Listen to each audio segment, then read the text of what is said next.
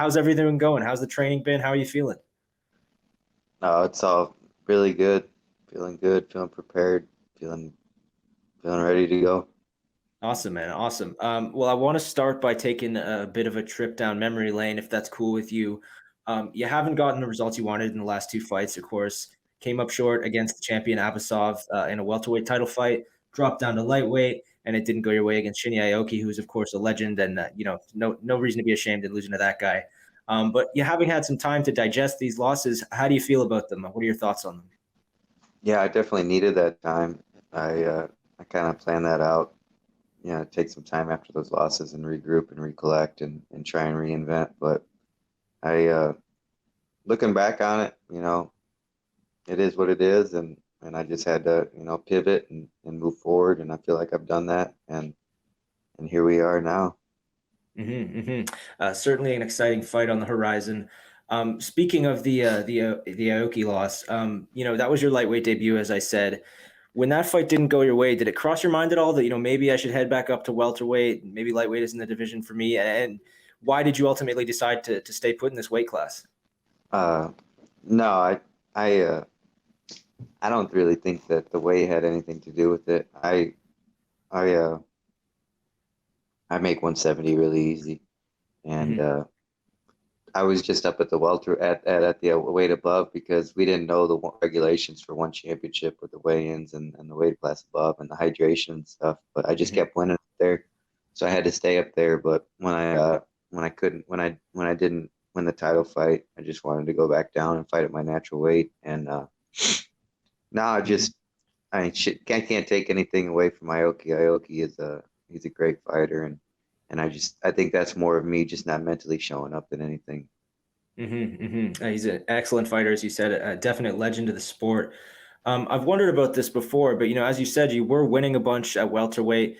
You were an undefeated fighter, and until suddenly you weren't. What is it like to suddenly lose that zero? It's got to be a difficult thing to kind of digest. Yeah, it was definitely like now looking back on that title fight loss, I was definitely very rattled after that fight, and that's probably why I took that Aoki fight on such a short notice, to chase that loss. And Hmm. I that's why then I took that Aoki fight and didn't show up, and I needed to take this year off and just like I said, everything that I said before, and I'm past all that, like I said, and I have to. Now it's different, Before it was kind of holding on to that undefeated record by any means, and still every single fight is very important, and we want to win. But it's a little bit different now, I think because I always had trouble finishing people in the past, so I feel like that's a little bit different of a mindset and a game plan going into fights now. Is I don't Hmm. have that undefeated record. I got to be a little bit more of exciting of a fighter. Hmm. I guess you got to feel a little bit of freedom almost too, having lost the undefeated record. You don't feel that pressure anymore. You can just focus on fighting and having fun and winning. There's no pressure to hang on to this perfect record or anything. Is that something that you've experienced? I don't know. Like I don't. I've always, that's a big thing to me is to have fun while we're doing this, and I feel like Hmm. I live. I'm really grateful for my life, and I feel like I have a great life, and Hmm. I just, I'm always having fun, always staying in the moment and just making the Hmm. most of that. Awesome, man. That's a great attitude in this sport. Enough dwelling on the past. Let's talk about the future. You've got a big fight this Friday. What are your thoughts on this guy? He's a world-class MMA fighter, out of a great camp. So I'm excited. I think it's going to be a great test. Were you aware of him before One Championship came along and offered you this fight? No, Hmm. Um, he's been very dominant. There's no question of that. You look at his record. There's a lot of wins on there. He has lost before. He's got two losses, I believe. Were you able to find tape on those losses? And if so, is there anything you can kind of glean from those losses? Anything you learned from the setbacks he's had? yeah, yeah, I watched it. I mean, people that he lost to are really good, especially relative to his level at those points. So I, besides his losses, I've watched a few other of his fights. So it's, I'm prepared. He's really, really good, and there's gonna be some big moments, and I think it's gonna be a war of attrition, definitely, because Hmm. he ain't slowing down.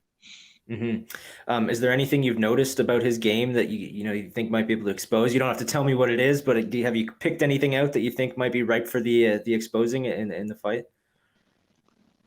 I just think that I'm the better fighter. I think he's really, really fundamentally sound everywhere. Definitely grappling base, but I I just, like I said, I've always believed in myself, and I think I'm one of the best MMA fighters in the world, and I really believe in my grappling. So we'll find out. He's getting a lot of buzz because, well, obviously because he's a good fighter, he's accomplished a lot, but also because of the Khabib association. Khabib will be in Singapore with him, cornering him in this fight. Does that association with a legend like Khabib change anything for you? Does it kind of add to your opponent's mystique a little bit, or is he just another guy with a famous friend? Yeah, I don't really care about that stuff. Benson Henderson's been my main training partner my entire career, so I think Benson's a legend too. So it doesn't matter. Yeah, rubbing shoulders with lightweight champions is nothing new for you, I guess. Have you thought about though? Habib is obviously a legend, a big star, one of the biggest stars that the sport has ever produced. Have you thought about the moment where you're in the cage between rounds and you look across the cage and you see the unbeaten former UFC lightweight champion helping your opponent? It's got to be kind of a interesting moment for you, I'd imagine. Yeah, it kind of reminds me of college when I was at the Division One Nationals, and I was beating this really kid from Oklahoma State, and I was looking across the mat, and John Smith is sitting there in the corner. This guy, I've had to compete against legends in the corner since I was in college, so I see that. Nothing new for you, certainly.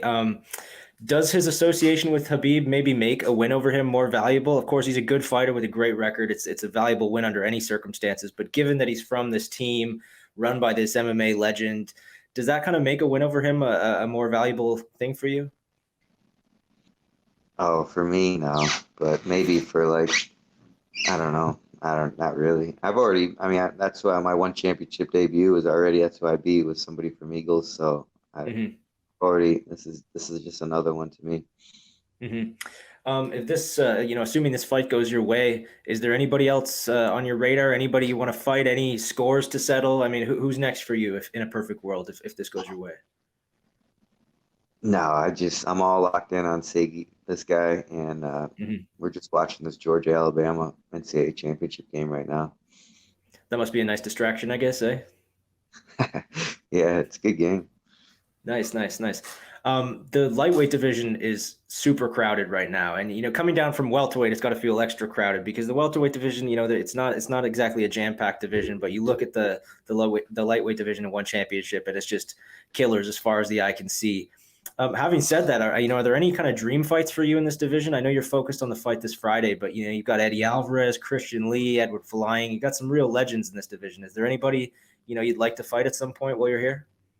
Yeah, I would definitely like that Aoki rematch back. And how do you think that rematch would go if you get that opportunity? Anything you do differently?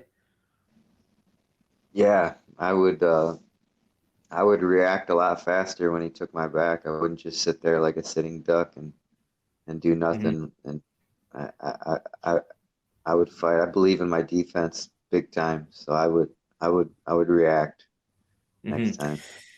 Would you say his jujitsu is better than people think it is? I mean, he's known for having this legendary jujitsu, this crazy submission attack, but is it better even than people imagine it is? Yeah, probably. I don't know. I didn't do anything at all, so it was really terrible performance out of me. I didn't do absolutely anything. I don't. So I honestly didn't even get a chance to feel his jujitsu. I mean, what he did was pretty cool, but I think Hmm. it was more of what I didn't do. Right, right. Well, it seems to be the case pretty often in this sport. It's a game of inches, as they say. The good news, though, is that you're going to have the opportunity to rebound from that setback very soon. What do you hope to accomplish this year? Assuming this fight goes your way, what's the perfect year look like for you? Uh, just just enjoying every day. This Friday, it's a big Friday, so getting this having a great performance against this guy, and then getting back to the States and spending some time with my daughter and my girlfriend, and just figuring out from there. Do you think if you're able to kind of rattle off a couple of wins this year, you might be sort of on the cusp of title contention by year's end? Is that a possibility, you think? Yeah, but I gotta start putting together better performances. I can't just win anymore. I gotta I gotta start finishing people and being a little bit more violent in there.